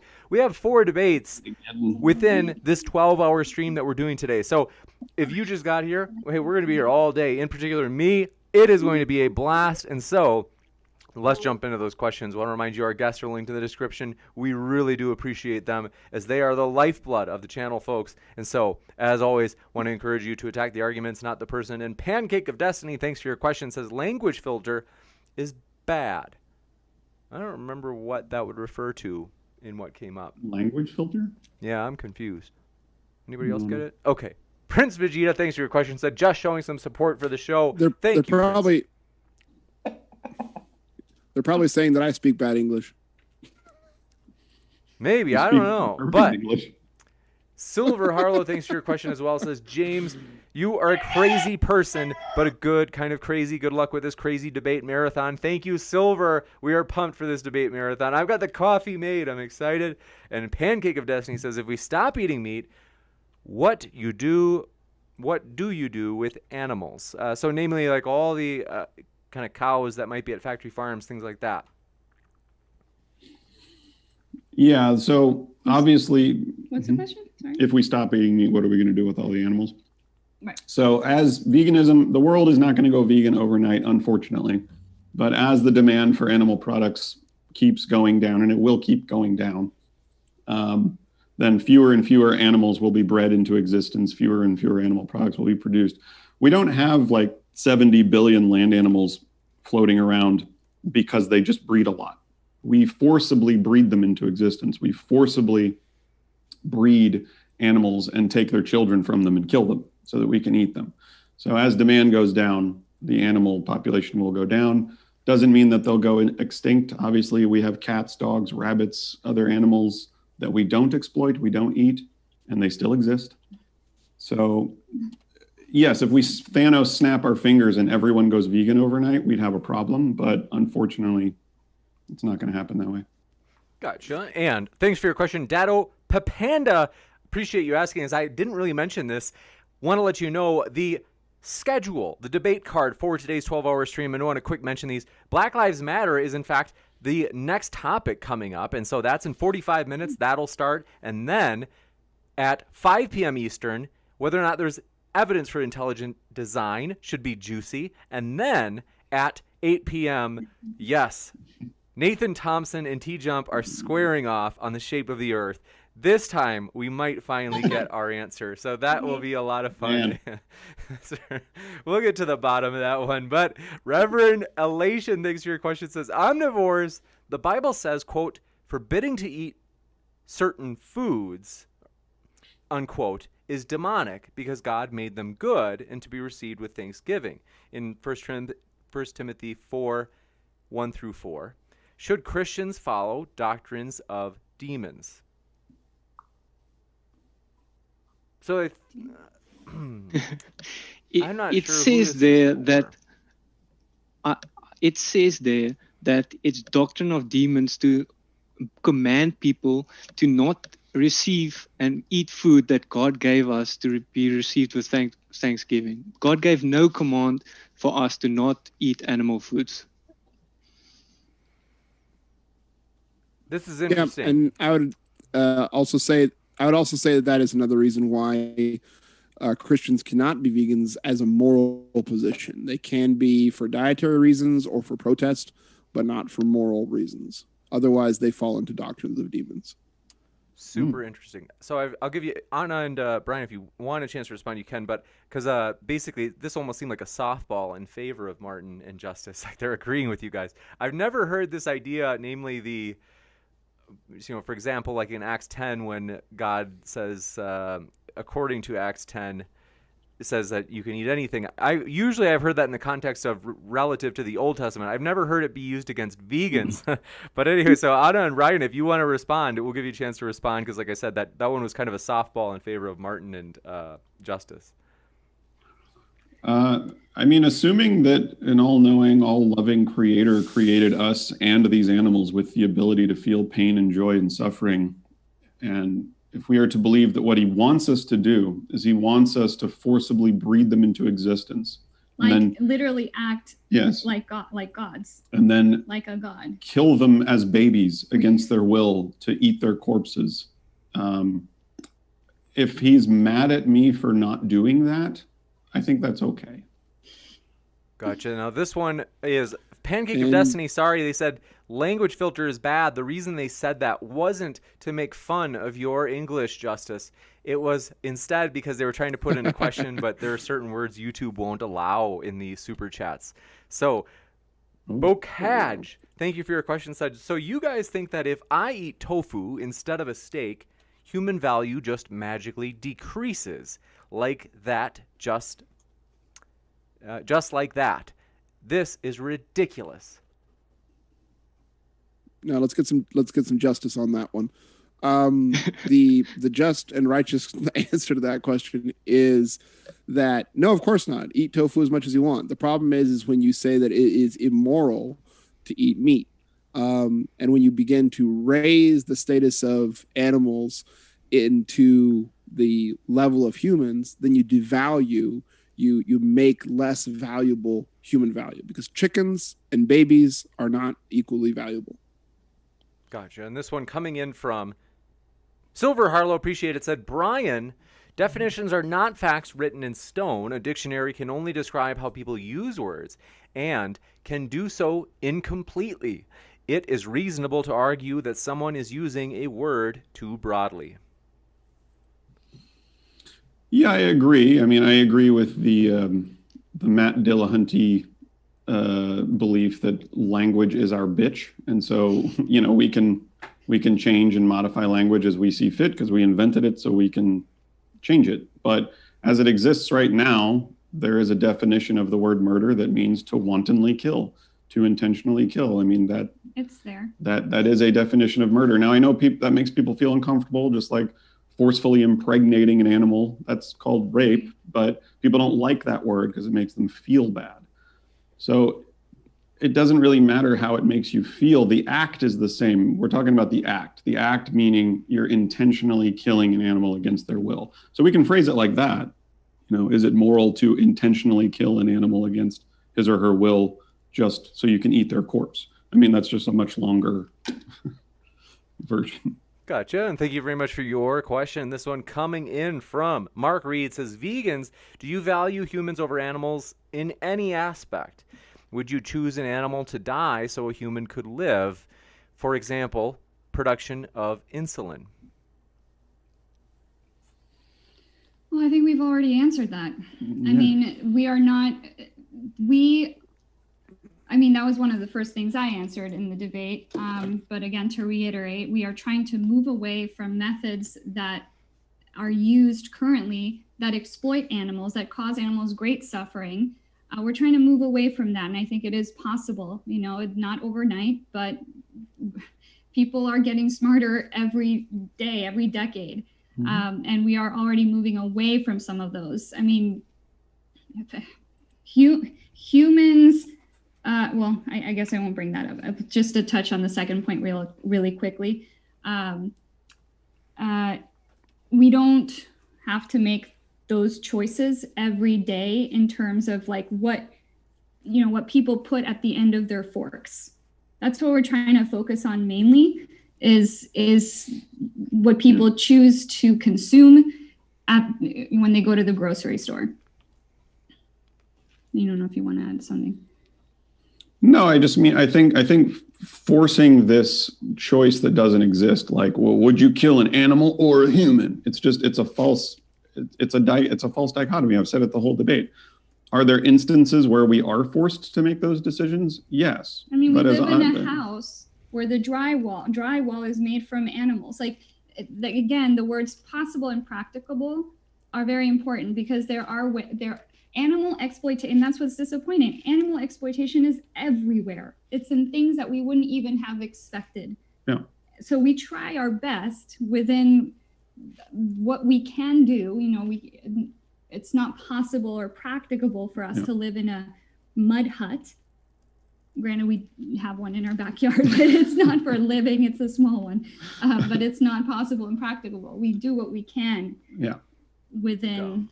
The problem that we have is when people go, hey, this person over here needs a medication for this medical condition that was tested on animals.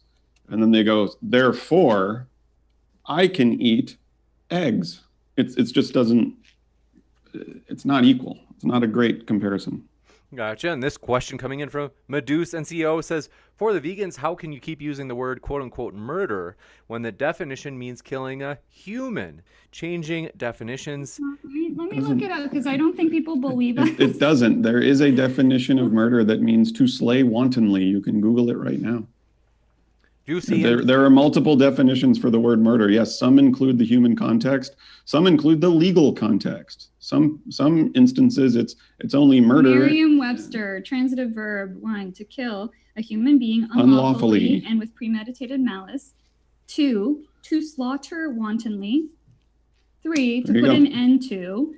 Tease or torment. I mean, it goes on, but that's one of the definitions. It's right here. Merriam-Webster. We're not making it up. And again, we could replace, if it makes you feel better about the choices you make every day, we're happy to replace murder with kill by force or against their will. You got it. It comes down to the word, then it's more the meaning that we're trying to convey. You got it. And Jeremy Martin, thanks for your ice cream cone super sticker, along with the Legend Rivs. Appreciate your question, saying, humans are important for our survival, not an animal's morals. We eat animals, feed the humans, and teach them how to breed more animals. Human rights. We agree. Humans should have rights and non-humans should have rights.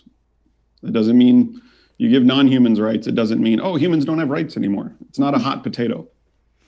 Gotcha. And Ryan, Phoenix, Arizona says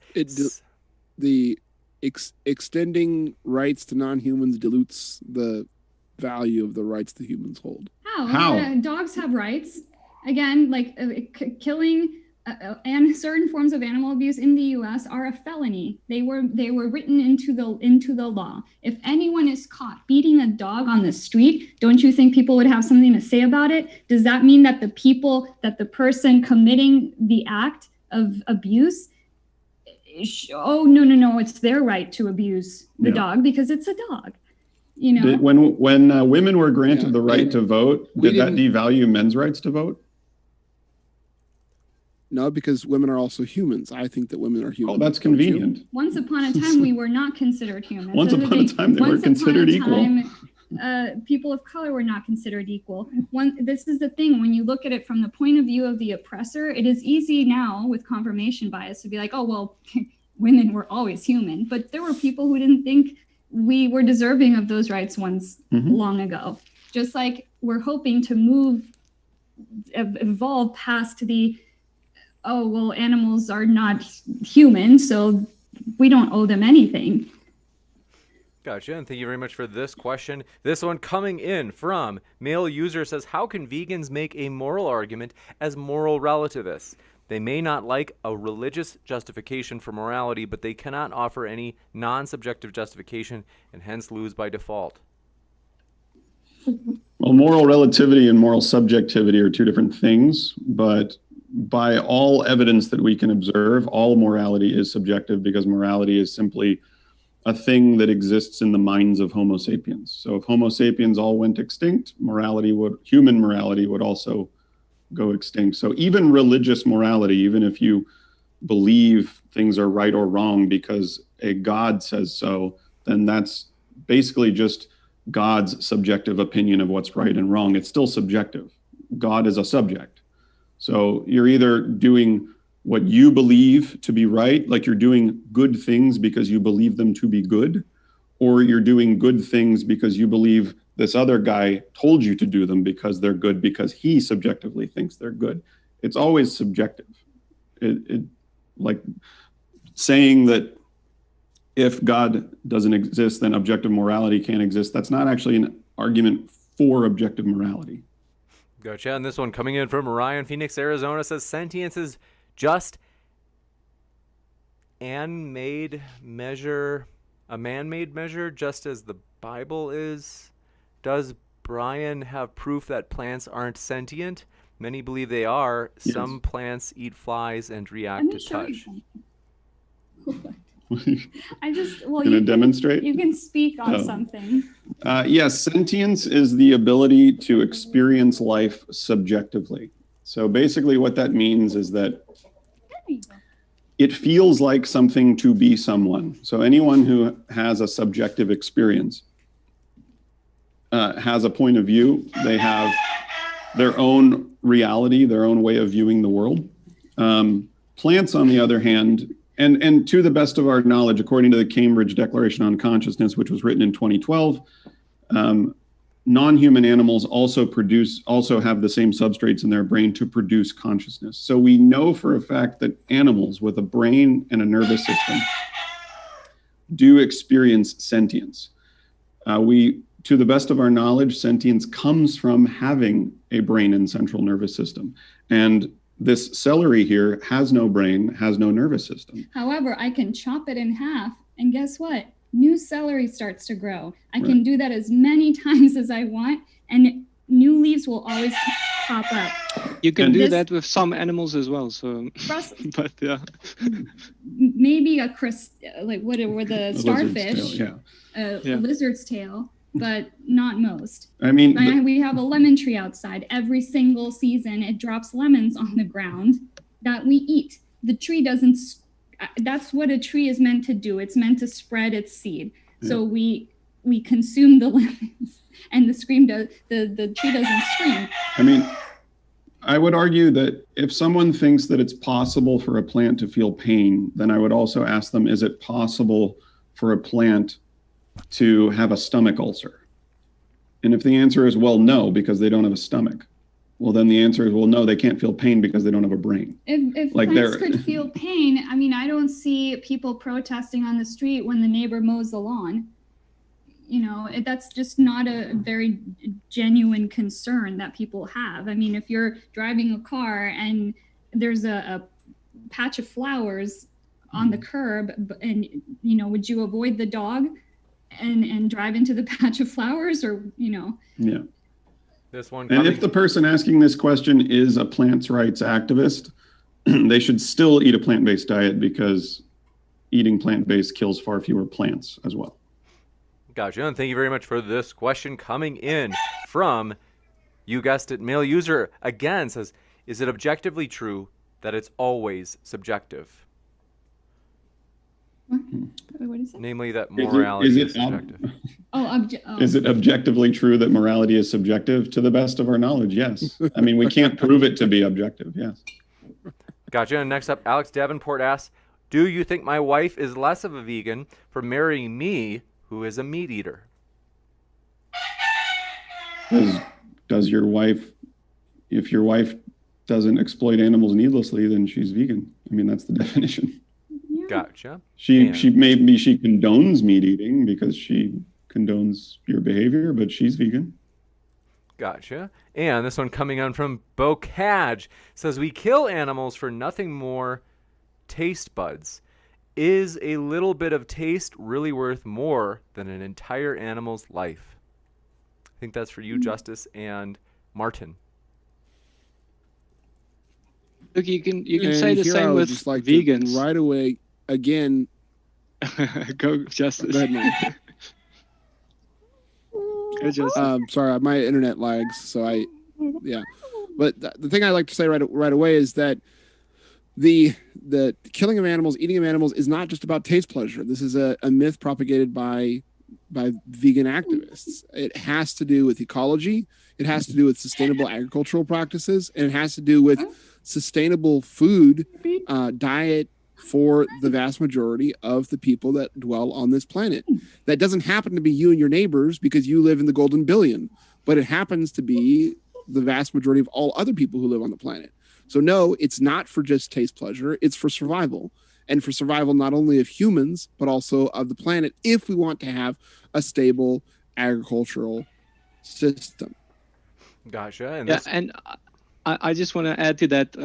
I think you can turn that around against the vegans, because their foods also cause animal suffering. So you can go and research which food causes the least amount of animal suffering. It doesn't matter how bad it tastes, you need to eat it. That's the same kind of flow logic. This one coming in from Top Dog Shattuck says, hey, Maarten, what if veganism is the balance that you want? If God, let me say this, if God commanded us to be vegans, I would join them 100%. I think in heaven, everyone's going to be a vegan, but that's not now. And pain, there's going to be no pain, but that's not now. Pain is not evil here, and eating animals is not evil here. Can I just say, if you believe that in heaven everyone will be vegan, you don't want to bring heaven to earth. You're choosing not to bring heaven to earth while you're here. That's such a bizarre choice to make. Like, no, that's like saying no one's gonna have children in heaven. Definitely, no one's gonna have children. So don't you want to bring that to earth and take away all people's ability to have children? Because bringing a child into the world, it's gonna feel pain. So if you're obsessed enough about a child's pain, you would say it's child abuse. It's the same kind of craziness. You would need to provide evidence that people aren't going to have kids in heaven. This one coming in. They're not going to marry or anything. I can't argue that because it's like kind of imaginary. I don't know what heaven is like. Yeah. I don't know what there is on the other side. This one coming. How can we argue that? This one coming in from Buck O'Haram, thank you, says, most vegans I've met are very Malthusian. I was vegan for 3 years. What does that mean, by the way, Malthusian? I should have looked that up. Hold on, let me look it up. Malthusian. They said I was vegan for 3 Having, years, so being met like plenty. Malthus, wanting to kill humans. Are you not able to hear me, Malthusian. Justice? I am sorry. Okay, gotcha. So they said I was vegan for 3 years, so met plenty. Could you ask these guys if the lowering of human population is a worthy goal? Oh, I think that Malthusian might mean kind of a philosophy of reducing the world's population. Anti-natalist? Yeah, it says a person who supports the theory of population proposed by. Yeah, James, I can hear you. I was just trying to interject. Malthusian has to do with being anti-human and decreasing the population because of the cycles of starvation and so forth and so on. Yeah. I don't know why Malthus was the guy why that who would ever be tied to veganism, because again, veganism is an animal rights movement. So vegan. Are there vegans who are anti-natalist? Sure. Are there meat eaters who are anti-natalist? Yes. It has nothing to do with veganism itself. I'm just reading, it says the idea that population growth is potentially exponential while the growth of the food supply or other resources is linear, which eventually reduces living standards to the point of triggering a population die-off.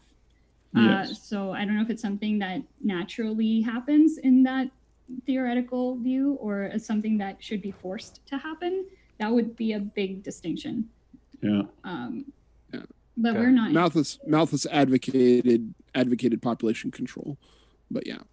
Well, I don't know what that has to do with veganism. By killing humans or by not having babies? Different branches of Malthusianism have different things. Some of them would say they'd be anti-natalist, and some of them would say like kill the lower classes. But again, what that has to do with veganisms, I don't quite know. Yeah, and this was 1798. What was the population in 1798 that he was so concerned? I mean, this might have had political. I would have to read up on this because I've never heard of this term or this viewpoint, but it could have had political what do you call it? Interests. Gotcha. And this one coming in from Brad Burr says, Brian and Anna, why don't the Venus fly traps make more morally responsible food choices? I think they're asking, like, is it unethical from your view that they eat flies? Venus flytraps are not sentient. They're intelligent. If you put, I don't know, I feel like this is cruel, but there are people who I've seen videos of people putting cigarettes in Venus flytraps, and they still close their mouths on cigarettes. They'll close they have sensors, just like the dormilonas that we have in Costa Rica. You touch them and they close. So like iPhones. They don't have the ability to make conscious moral choices. Gotcha. But plants are intelligent. And that this, I concede. You got it. And last one, this one coming in from, do appreciate your question, Augmented Space asks, oh gotcha, it says, Brian, have you ever heard of a tree scream in pain when a large limb is torn off of it? I think it's supposed to be a joke from when you hear the wood splitting. Gotcha. And want to say, folks, so when the wood splits, it makes that squeaky sound. But basically, they're joking. But I hope.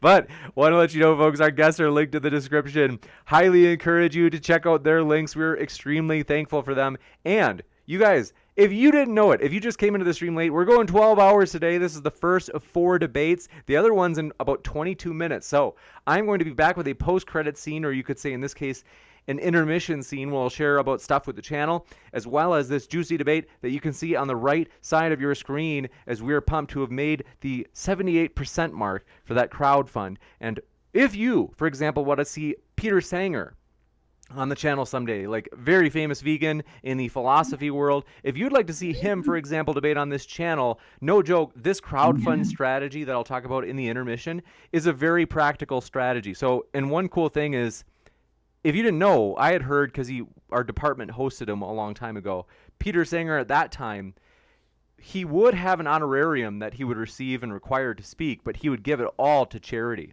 And so that's something that's cool. It's like, hey, maybe someday we'll get there. But that depends on this crowdfund strategy working for us. And so I'll share more about that in a moment. But thanks so much to our guests, Anna, Brian, and Maarten and Justus. It's been a true pleasure to have you guys here. Thank you, as always. Thank you. Thank you James. guys Always, for the it good is a conversation. pleasure. Yeah. And thank you, Justus and Maarten, for hitting us up and actually making the debate happen, because so frequently people will do the debate me bro thing and then never actually follow through and make it happen. So we always appreciate the chance to have the debate. And we really appreciate you, James, for providing this neutral platform. It's an amazing channel. We watch it all the time.